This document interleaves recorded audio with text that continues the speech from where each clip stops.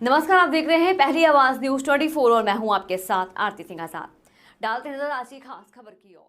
कहाँ गई वह रंग महलयरु सुविर्णी की नगरी, कहाँ गए वह लोभी कौरव जूझी मरी रन में, गई राजी तज पांडव वन को अगनी लगी तन में, मोहिनी से ये सार भी पुस्तक। गुरु जी 10 लक्षण महापर्व मनाया जा रहा है 2023 का भी, किस 19 तारीख से लेकर 28 तारीख के बीच में, तो क्या क्या वो हैं, किस प्रकार मनाया जा रहा है इसको? ये 10 लक्षण पर्व साल में 3 बार आता है, लेकिन जैन समाज में भादों के महीने में ही 10 लक्षण पर्व मनाने की विशेष मान्यता है, क्योंकि ये भादों का महीना कई महीनों में अनेक प्रकार के पर्व त्योहारों के लिए स्वीकृत किया गया है। इसमें अनेक व्रत त्यौहार आया करते हैं और उसी क्रम में ये शाश्वत परंपरा के अंतर्गत दिनांक 19 सितंबर से 28 सितंबर तक ये 10 लक्षण महापर्व मनाया जा रहा है।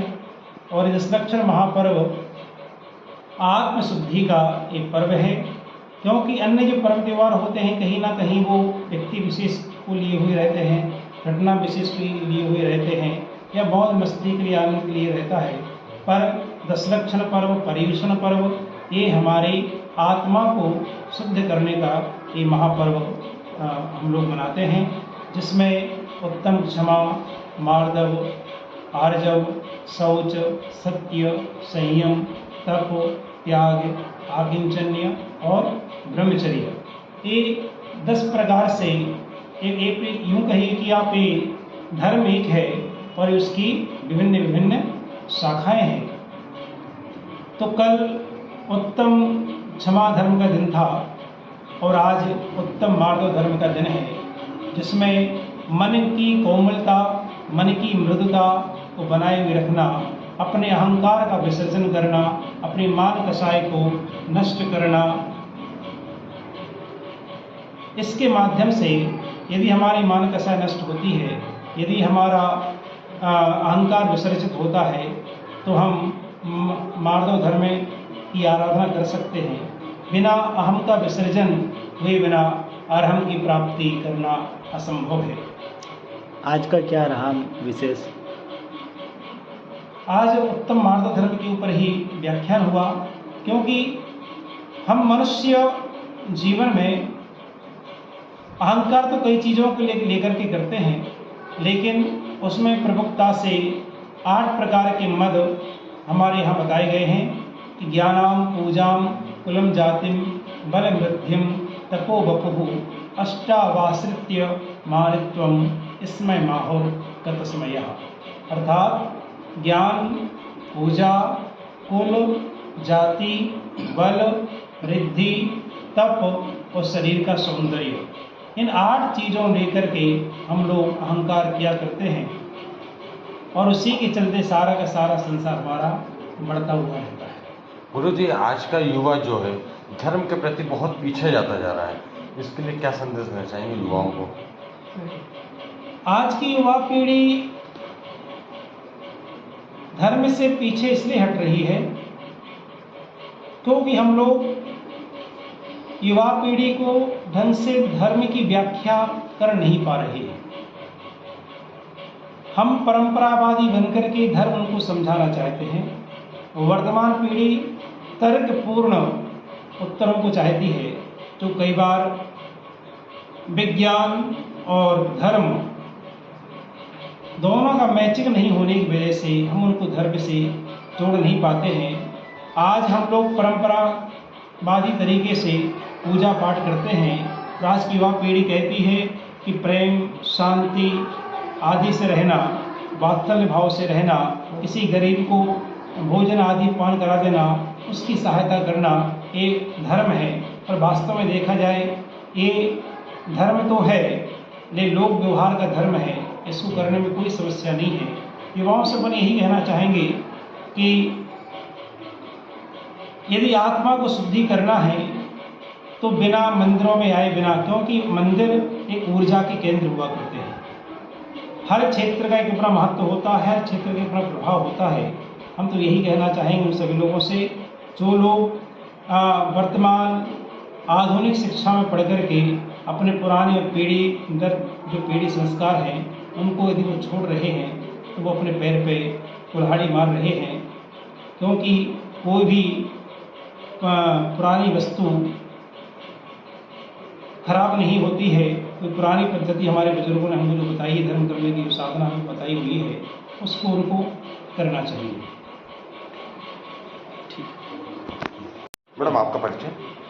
जय जिनेम, मेरा नाम हेमलता जैन रचना है। मैं साकेत नगर में निवास करती हूँ और हमारे घर के पास श्री महावीर दिगंबर जैन मंदिर है और हम 10 दिन इवन साल इसी मंदिर में हम दर्शन करने के लिए आते हैं। मैडम 10 लक्षण महापर्व मनाया जा रहा है, किस प्रकार मनाया जाए, किस प्रकार भूमिकाएं यहाँ पे देखा गया महिलाओं की कुछ ज़्यादा भूमिका निभाई जा रही है, किस प्रकार? देखिए कहा जाता है कि महिलाएं घर की धुरी होती हैं, वैसे ही धर्म की जो ध्वजा है वो महिलाएं ही संभाल के चलती हैं। संस्कार जो है बच्चों को महिलाएं ही देती हैं और घर के पुरुषों को भी अगर प्रेरित करना है तो उसका काम भी महिलाएं ही करती हैं। तो हर क्षेत्र में जो भूमिका जो है महिला ही निभाती है, हालांकि वो पर्दे के पीछे रहती है, ये अलग बात है। मैडम और क्या मुख्य कार्यक्रम रखे जाएंगे 19 तारीख से 28 तारीख के बीच में? यहाँ पर हर साल परिसर में बहुत अच्छे अच्छे कार्यक्रम होते हैं और जिसमें हमारे यहाँ बच्चों की भागीदारी विशेष होती है। हमारे यहाँ एक बच्चों के लिए पाठशाला संचालित की जाती है जिसमें हम बच्चों को धार्मिक संस्कार देते हैं। क्योंकि कुछ देर पहले आपने बोला था कि युवा पीछे हो रहा है, तो युवा पीछे तब इसलिए हो रहा है क्योंकि उनको जो संस्कार है बचपन से देना जरूरी है, तब वो पेड़ बनते हैं। तो हमारे यहाँ बच्चों को जन्म से ही संस्कार देने की हमारी पार्टी शुरू हो चुकी है। पाठशाला लगती है, बच्चों से क्वेश्चन आंसर होते हैं, प्रश्नोत्तरी कार्यक्रम और नाटक वगैरह होते हैं जिससे वो धर्म को डीपली समझ पाते हैं। जैसे आप लोग देखते हैं कि खेल खेल में लर्निंग होती है, वैसे ही हम लोग कार्यक्रम के जरिए बच्चों को अपने धर्म के बारे में जानकारियाँ प्रदान करते हैं। इसके अलावा महिलाओं से जुड़े भी बहुत सारे कार्यक्रम होते हैं जिससे उनकी प्रतिभा बाहर आ सके। हमारे जो अध्यक्ष जी हैं टोंगिया जी, वो समाज के सभी वर्ग, महिला हो, बच्चे हो, पुरुष हो, सबको एक मंच उपलब्ध कराते हैं जहाँ आकर आप अपनी प्रतिभा का बिल्कुल बेखौफ होकर प्रदर्शन कर सकते हैं। मैं डॉक्टर पारुल जैन, मैं साकेत नगर जैन मंदिर की प्रमुख हूँ। मैडम आज साकेत नगर जैन मंदिर में 19 से 28 तारीख के बीच 10 लक्षण महापर्व मनाया जा रहा है। जी जी, इसमें क्या संदर्भ रहेगा, किस प्रकार मनाया जा रहा है? ये 10 लक्षण पर्व हर वर्ष की तरह इस वर्ष भी साकेत नगर जैन मंदिर में बहुत ही धूमधाम से मनाया जा रहा है। सुबह से रोज अभिषेक होता है, पूजन होती है, सामूहिक पूजन होती है और यहाँ पर एक भोजनशाला का आयोजन भी किया जा रहा है जो बहुत ही एक नेक काम है, जिसमें जब बाहर से लोग जो यहाँ भोपाल में रहते हैं और उनको शुद्ध भोजन की व्यवस्था नहीं होती है तो व्रतों के समय वो बहुत परेशान होते हैं। इसलिए हमारे मंदिर में ये भोजनशाला शुरू की गई है जिसका रिस्पांस भी बहुत अच्छा मिल रहा है। करीब 200 से 300 लोग यहाँ पर भोजन कर रहे हैं। इसके अलावा और मुख्य कार्यक्रम क्या रखे जाते हैं? रात को यहाँ पंडित जी का प्रवचन होता है जिसमें सभी लोग प्रवचन सुनते हैं। साथ ही यहाँ कई सारे सांस्कृतिक कार्यक्रमों का आयोजन हो रहा है और ये सभी सांस्कृतिक कार्यक्रम जो है वो धार्मिक संस्कार को बढ़ावा देने वाले हैं। जैसे कि यहाँ भजन प्रतियोगिता का आयोजन हो रहा है और यहाँ पर जोड़ी में है दम, हम धर्म से रिलेटेड यहाँ पर कोई दृष्टांत प्रस्तुत करते हैं। इसके अलावा यहाँ एक भाषण प्रतियोगिता रखी गई है जिसका विषय है कि जैन धर्म एक वैज्ञानिक विषय है, ताकि हमारे आज के बच्चों को ये पता चले कि धर्म जो हमारा है वो कोई अंधविश्वास से रिलेटेड नहीं है। यहाँ की जो प्रथाएं और परंपराएं हैं इनके पीछे एक वैज्ञानिक कारण है, एक दृष्टि है, ताकि बच्चे अपने धर्म को पहचानें, उसके संस्कार से पल्लवित हों। इसलिए हमने ये भाषण का टॉपिक रखा है। साथ ही यहाँ पर फैंसी ड्रेस प्रतियोगिता का आयोजन भी किया जाना है जिसमें बच्चे धर्म से ही संबंधित व्यक्तित्व को वहाँ प्रदर्शित करेंगे।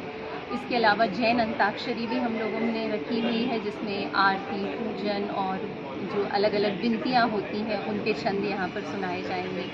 साथ ही हमने 1 मिनट प्रतियोगिता रखी है जिसमें धर्म से रिलेटेड ही हम कई सारे चिन्ह वहाँ बताएंगे, और जो जितने जल्दी उसका नाम लिख पाएगा, समझ पाएगा। तो इस तरीके से कई सारी प्रतियोगिताएं हैं। साथ में एक यहाँ नुक्कड़ नाटक हो रहा है जो जैन दर्शन के विभिन्न सिद्धांतों को यहाँ बताएगा। और मैं आपको बताना चाहती हूँ कि साकेत नगर जैन मंदिर में एक पाठशाला चलती है जो हर शनिवार रात 8 बजे यहाँ आयोजित की जाती है, और उस पाठशाला के छोटे छोटे बच्चों के द्वारा इस नाटक का आयोजन यहाँ पर किया जाता है। मैडम, एक जैन धर्म बहुत पवित्र धर्म माना जाता है जी।